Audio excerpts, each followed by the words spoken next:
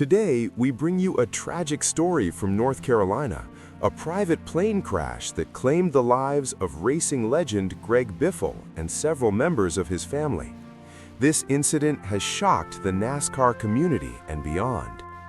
On December 18, 2025, near Statesville Regional Airport in North Carolina, a Cessna 550 Citation II private jet went down.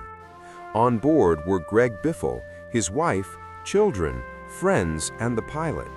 Tragically, all 7 people on board lost their lives. The plane took off around 10:15 a.m. local time. Within minutes, the pilot encountered a serious problem and attempted to return to the runway. Unfortunately, the plane crashed and caught fire before reaching safety. Those who perished included Greg Biffle, his wife, Christina, their children, Ryder and Emma, friend, Craig Wadsworth, pilot Dennis Dutton, and his son, Jack Dutton.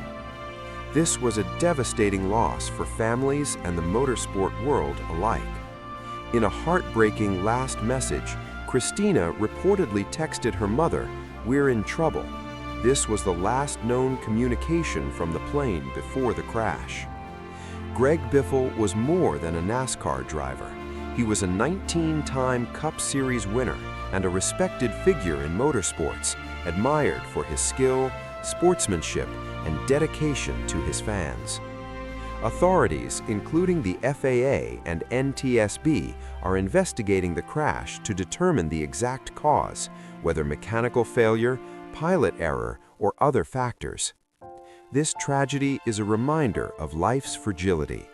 Our thoughts go out to the families, friends, and fans mourning the loss of Greg Biffle and everyone on board.